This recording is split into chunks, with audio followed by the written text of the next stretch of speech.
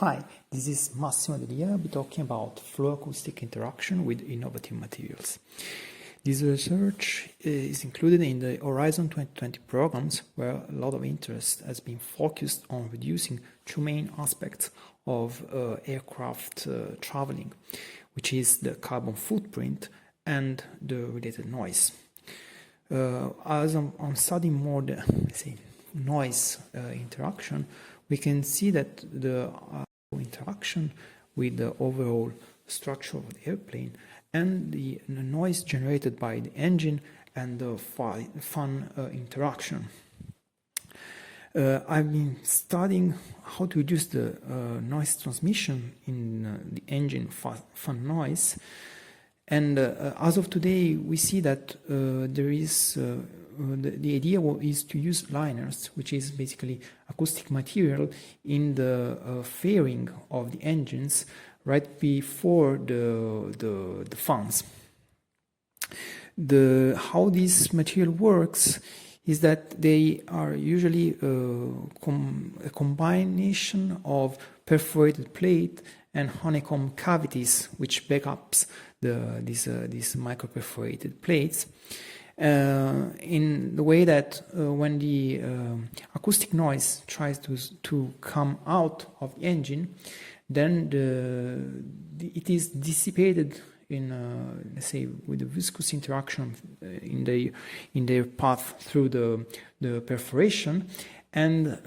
with the aid of the resonance of these cavities, we have an attenuation at let's say a really precise frequency. The main problem of this system is that the frequency is linked to the length of these cavities, and particularly we have that for lower, we need larger thicknesses to have a lower frequency of attenuation, which goes actually against the idea inside Horizon 2020 to reduce the carbon footprint, which is actually to let's say enlarge the area of the fans, because it is more efficient to basically accelerate a larger mass than at lower speed than to accelerate a smaller mass at larger speed. This, on the other hand, leaves less space to let's say available to acoustic materials,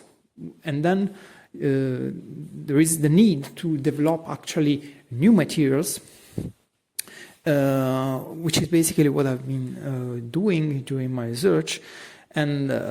what I've been coming up with is the vibrating beam liners, which is basically passive elements of vibrating beams, which are able to couple with the airflow incoming